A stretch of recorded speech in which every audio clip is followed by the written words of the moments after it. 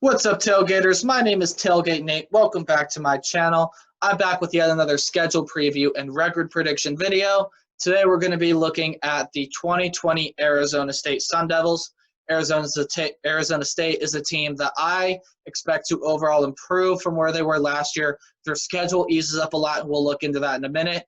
Arizona State's got to replace some good talent on the offensive side, though, most notably Brandon Ayuk, the first-round draft pick wide receiver. He was an absolute monster on the field. Then they have to replace their running back, Eno Benjamin, one of the better running backs in all of the Pac-12, behind Zach Moss, of course, and, of course, C.J. Verdell. Behind those two guys, but one of the more explosive running backs in college football. He has since left Arizona State. I believe he went into the draft, so they got to replace him. Of course, though, they are returning their quarterback, Jaden Daniels, and they still have some really good talent, not named Brandon Ayuk, out there at wide receiver, such as Frank Darby. Not as good as Brandon Ayuk, obviously, but has the potential to be a Brandon Ayuk-like player. Their defense is also returning quite a bit, so Arizona State's defense should be fairly decent. So let's go ahead and see if Arizona State can punch their ticket into a Pac-12 championship and fight their way through the Pac-12 South, or if Arizona State is not going to live up to all the hype and they're just going to disappoint this year. All right, here is the schedule for the Sun Devils. Before we look at that, you'll look down there. Their 2019 record was 8-5, so they went 7-5 in the regular season. They started out like 5-5, and they were doing fairly decent. Had a big win against Michigan State in the non-conference. Then in one of the last weeks of the season, they played Oregon, and they ruined Oregon's shot at a college football playoff appearance, beat Oregon at Sun Devil Stadium. It was a great game to watch. I watched that game, stayed up late to watch that one.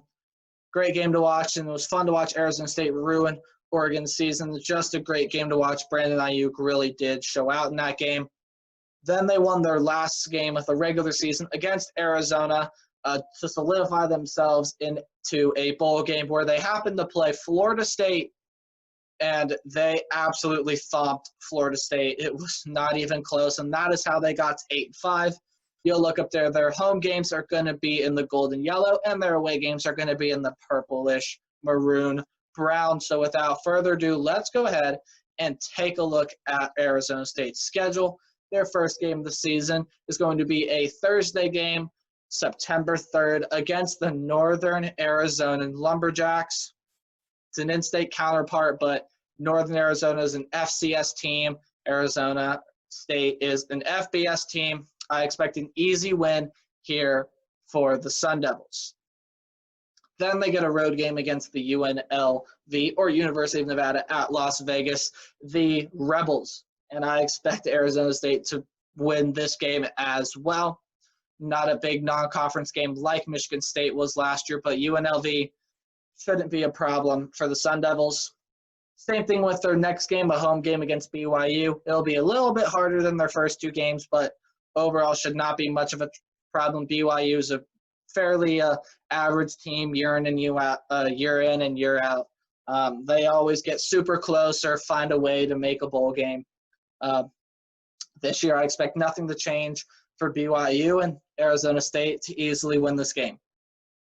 All right, now we get into Pac-12 play for the Sun Devils, and they're starting out with what's going to be their most important game in Pac-12 play. It's a road game against the USC Trojans. So USC is a team that we also expect to improve in the Pac-12, rocking almost the same colors as Arizona State. Expected to improve returning quarterback Keaton Slavis. They're losing guys like Michael Pittman out there at wide receiver, but they still have some great talent at wide receiver. Just like Arizona State's losing a key wide receiver, but they still have some good talent. This game, to me, is going to come down to the defenses. Whichever defense can play better, to me, USC has the slightly better defense, but whichever defense can play better, I think is going to be able to win this football game. I know I didn't really pick a side in the USC video, but I have since changed my mind, and I'm going to lean towards USC in this game. I just feel like the Sun Devils being on the road is going to be too much for Arizona State. So I have USC winning this one. Close game, though, very, very close game. In a game that will likely decide the Pac-12 South. Then they get a home game against Oregon State. Oregon State is a team that's only improving. They were finally able to give Oregon a couple good possessions last year. All didn't make a bowl game. They would have had to beat Oregon to make a bowl game. They didn't make a bowl game last year, although they were very, very close. Again, a team that's only improving and only getting better. Oregon State's got to play Oklahoma State in the non-conference, though, and they also got to play Arizona State. It's not going to be easy for the Beavers to win this one. I'm going to give this one to the Sun Devils. That's another home game against UCLA. So UCLA could be a sneaky team in the Pac-12. They're coming off a lot of momentum from 2019, especially the big comeback win against Washington State last year, an absolutely phenomenal game to watch, one of the best games of the year last year. UCLA coming back to win that game, and UCLA has been a down team for so long. They have the potential to finally get back up and rise from the dead from their losing ways this year, but Arizona State's just too talented in my mind. If UCLA proves themselves to be a good team up to this point, I might consider an upset here, but it's a home game for the Sun Devils. And with the talent gap between Arizona State and UCLA, I just don't see it. I'm going to give this one to the Sun Devils as well. Then they get their bye week, and like many other teams that I've done, their bye week is right in the middle of the season. And in terms of Arizona State, it's an okay, spot for a bye week. It's after what maybe possibly could be a tricky game. In terms of scheduling, you'd probably like to have it a little bit later in the year because you got some bigger games coming up later in the year, but it's before a road game, which is always nice. So overall, it's an okay spot for a bye week. So then they got to play Colorado.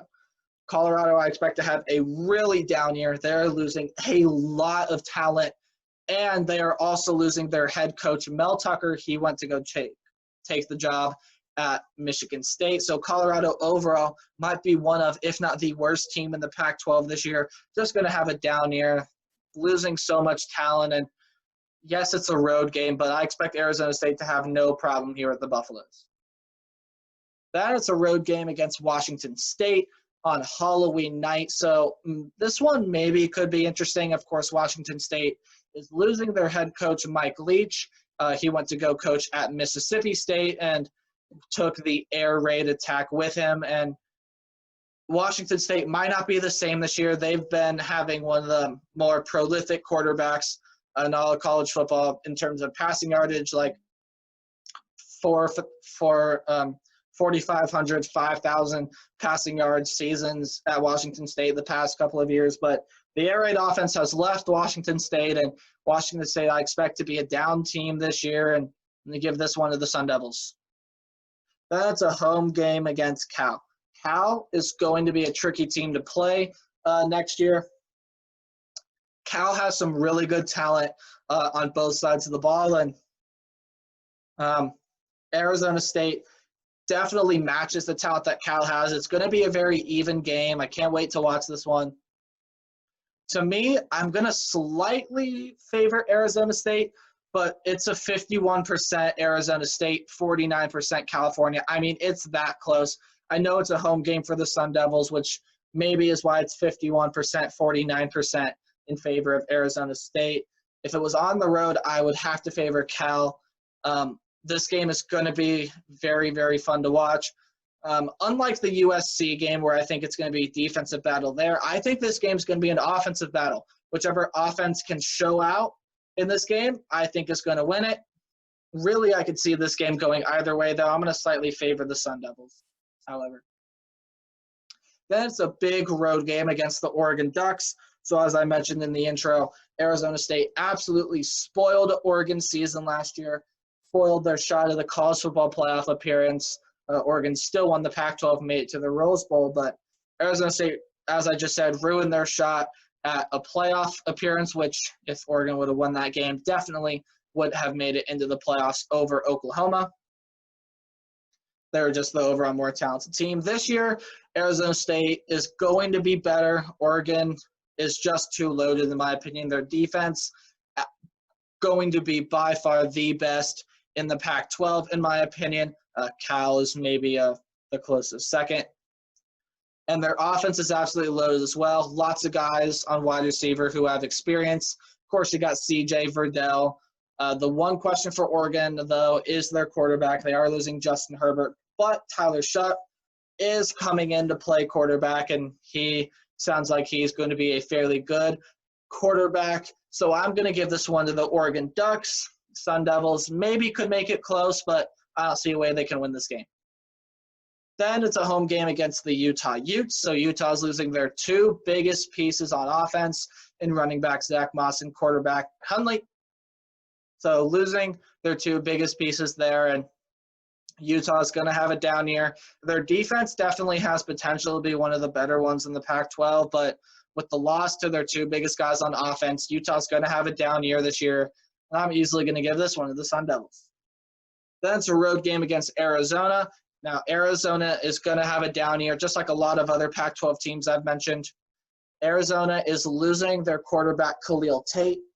He was pretty much their entire offense last year, could run the ball as a quarterback, could definitely throw the ball, found guys in the corner of the end zone, just made some absolutely phenomenal throws. And Arizona's defense is not all that great either. I don't expect this rivalry game to be close. Maybe Arizona could make it interesting for a quarter, but after that, Arizona State, in my opinion, is going to blow the doors wide open on the Wildcats. All right, so now with everything being said and considered, I have the Sun Devils going 9-3.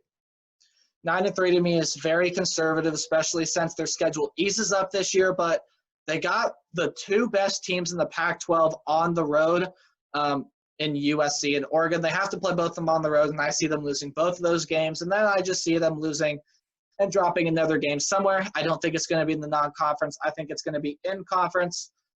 It could be on the road at Colorado, on the road at Washington State.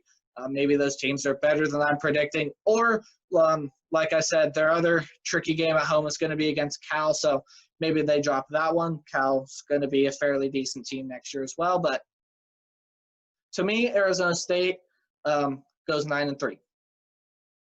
All right, so now let's move on to their record range. What this is, I take this team's worst-case scenario, not their best-case scenario, and that is the range I expect them to be in this year. Worst-case scenario I have for the Sun Devils is 7-5, and it's not lower because, like I said, their schedule eases up. They don't have to play a Michigan State in non-conference. They have a really easy non-conference. Should be 3 pretty easy wins, but if losing Brandon Ayuk and Eno Benjamin were just too big of losses, Jaden Daniels does not perform up to expectations, and their defense takes a step back from where they were last year. They got some tricky games, and they could go 7-5, and if you're wondering, 5 losses to me would be USC, Oregon, California, Utah, and then I'm probably going to say Oregon State. In my opinion, I just don't see them losing a game in non-conference, maybe to BYU if things don't pan out there. Maybe BYU pulls off an upset, but overall, I see Arizona State's absolute worst-case scenario at 7-5. All right, so now on the opposite side of the spectrum, their best-case scenario for me is 11-1.